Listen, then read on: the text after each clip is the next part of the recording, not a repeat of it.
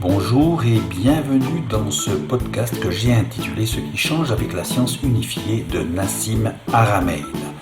C'est important de réaliser certains aspects essentiels, comme par exemple l'affirmation que l'univers n'est pas, comme décrit par les déterministes, une machine implacable et indifférente à combiner les possibles en fonction de lois connues, de celles encore à découvrir, ou en fonction aussi de hasards heureux. Non, l'univers est très probablement vivant, parcouru par une intelligence vibratoire suprême, une conscience cosmique universelle en quelque sorte qui l'anime, l'habite et le dirige de manière holographique en chaque point et fractal en fonction de lois d'échelle, régissant l'infiniment petit comme l'infiniment grand.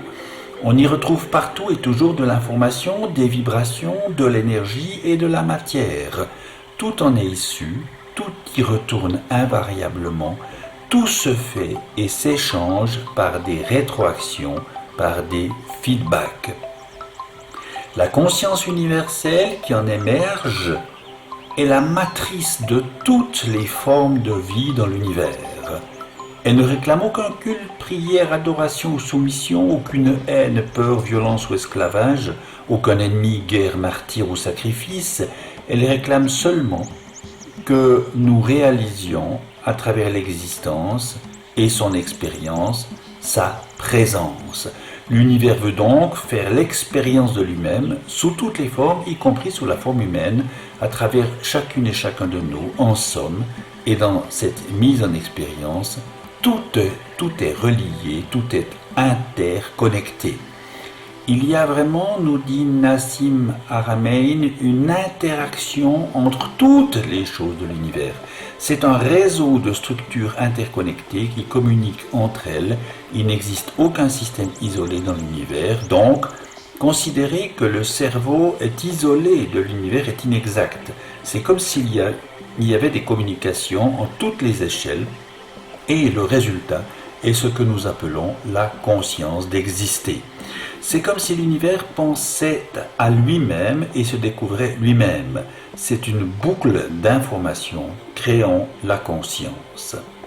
On peut donc voir l'univers en tant qu'orchestre symphonique où chaque proton est semblable au support magnétique d'un disque dur holographique enregistrant chaque instant de son existence dans des bits de Planck. Tous les disques durs de protons sont alors interconnectés par des trous de verre qui agissent comme des câbles réseau à transmission instantanée, aboutissant à ce que tous les protons de l'univers soient synchronisés dans un réseau connecté supraconducteur qui se met à jour instantanément à chaque changement, à tout moment. On pourrait imaginer la structure de l'espace-temps autour de chaque proton comme un superbe treillis de sphères interconnectées par des canaux de transmission allant dans toutes les directions. Dès lors, aujourd'hui nous voyons inscrit dans le grand livre de la nature que Galilée dit être écrit en langage mathématique, la même loi d'amour qui est inscrite dans les textes sacrés des principales religions. La loi de la vie ne tend pas vers la conformité et l'aplanissement des différences, mais au contraire vers les formes plus développées de différenciation. La loi de la vie n'est pas la loi de la haine, la loi de la force ou la loi des causes mécanistes. Celles-ci sont les lois de la non-vie, de la mort, de l'entropie.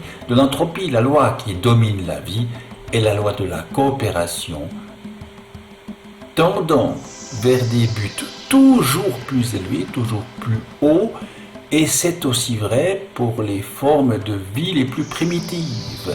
Chez les humains, cette loi prend donc la forme de l'amour. Et il existe pour nous toutes et nous tous un lieu physique à l'intérieur de notre corps et de sa singularité. Notre cœur a une petite cavité entre les deux ventricules et cette petite cavité a le champ électromagnétique le plus important de tout notre corps. Il peut être perçu et mesuré à plus de 2,5 mètres. c'est la batterie de la vie qui maintient notre corps en fonctionnement. Et quand on meurt, cette singularité n'est plus présente et c'est sans doute une des raisons pour lesquelles on constate avec la mort une petite perte de poids qu'on ne peut pas justifier. Ce poids est le résultat de cette singularité qui courbe l'espace-temps et qui crée un effet gravitationnel qu'on appelle justement le poids. Et dès lors, peut-être serait-il bon d'agir dans le sens de la dynamique fondamentale de l'univers, en créant dans notre cœur cette structure toroïdale en deux temps. Quand elle se courbe vers l'immobilité, elle est la confiance par le souffle expiré. Ensuite, quand elle entre en expansion, elle est la gratitude par le souffle inspiré, un peu comme dans l'œil d'un cyclone. Le tourbillonnement est là où se trouve notre singularité. Et au centre se trouve la quiétude. Et plus on l'atteint, plus la dynamique tourbillonnaire du spin augmente autour de nous. Et avec elle, l'inspiration ou l'influence autour de nous.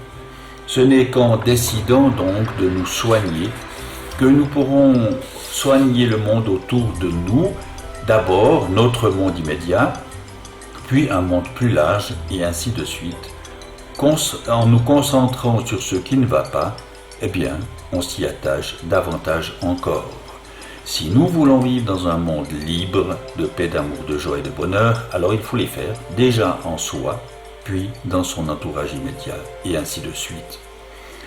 Dans le corps, n'oublions pas que si le cerveau est l'antenne de l'ensemble de radio, le bouton de réglage est le cœur, qui définit la fréquence des informations reçues par le rythme dynamique des fluides de notre corps et qui peut être modifié par notre état émotionnel. Il faut donc sentir de manière empathique notre connexion avec le tout pour que notre antenne soit correctement dirigée. Quand nous méditons, nous allons vers l'information, qui est toujours accessible partout en tout temps. Même nos mouvements en font d'ailleurs partie. Le champ nous reconstitue en fonction de l'information nécessaire. En tournant nos sens vers cette information, nous avons une influence, y compris à distance, en vertu du principe d'intrication. Ce n'est pas de la magie, mais la manière dont l'univers fonctionne. En général, on n'utilise pas ces capacités, mais on peut aussi apprendre à le faire. Nous partageons de l'information, nous en recevons, et cela peut se faire à tout moment, sous forme d'intuition, d'inspiration, de prémonition, de heureux hasard ou de synchronicité, entre autres choses. Dans le vide matriciel, toute l'information est disponible, et c'est là que se font les voyages hors de son corps, les expériences de mort imminente ou les visions à distance. Ce sont des informations reçues en retour du vide matriciel, des feedbacks accessibles à la conscience dans certaines conditions et dans certaines circonstances. N'oublions pas que la structure de l'espace-temps est la seule chose qui existe. La seule chose qui compose notre réalité est la rotation de ces fluctuations du vide qui produit des superamas, des galaxies, des étoiles, des planètes, des atomes, des particules subatomiques jusqu'au champ de Planck et même en dessous probablement. Il est fort probable que l'espace-temps tourne à l'infini et produise des singularités à toutes les échelles.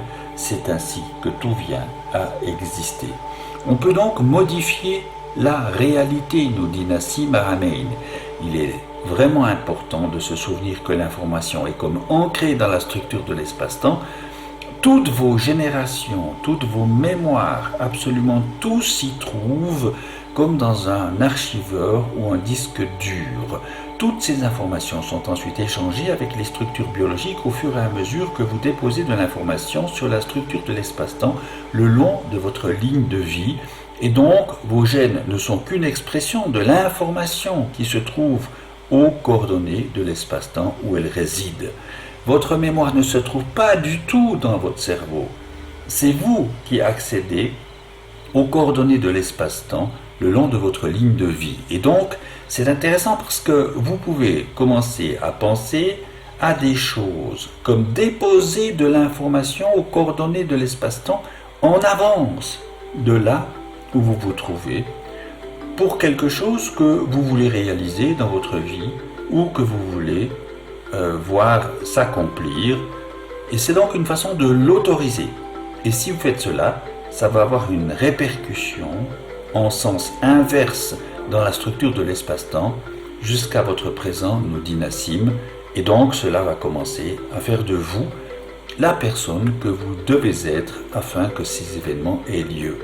Et donc, si vous réussissez à suivre cette ligne d'information, alors vous obtiendrez le résultat escompté. C'est comme projeter, vous savez, des bulles de réalité dans votre futur avec l'idée de les rattraper. Dès lors, la résonance est un principe très important qui a trait à la façon dont les choses s'auto-organisent en comportement collectif.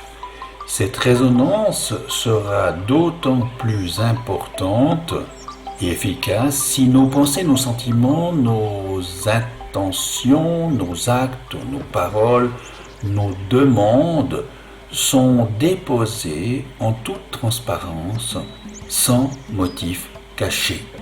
C'est ainsi que nous créons, nous attirons et nous repoussons tout et partie de ce qui va faire notre réalité. Les coachs spirituels nous expliquent d'ailleurs que tout est en réalité fait de vibrations, d'informations et d'énergie. Nos pensées, nos sentiments, nos émotions, nos convictions intimes, nos actes, nos paroles sont des états vibratoires qui peuvent être bien entendu passagers ou durables, positifs ou négatifs, d'une intensité ou d'une importance variable. En focalisant notre attention sur quelque chose, nous créons une vibration dominante qui, en vertu de la loi d'attraction, va être attirée autour de nous ce qui est de même nature. Cela revient en quelque sorte à orienter nos futurs.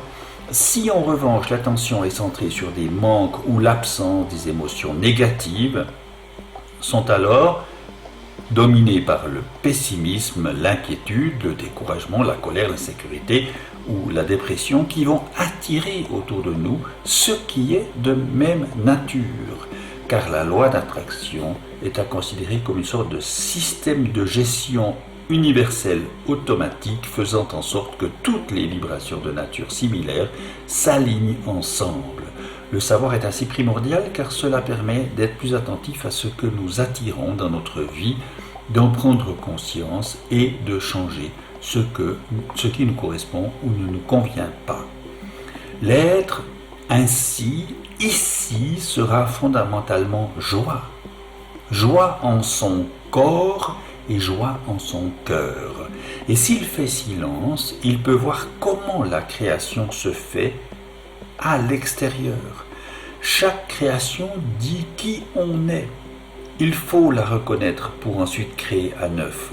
Choisir surtout ce qui se manifeste. La vie et l'amour s'aimant lui-même, ce qui permet à la forme d'exister par le corps d'être joie, amour, connaissance, harmonie, etc. Notre choix est cause et conséquence de tout, y compris de la santé ou de la maladie.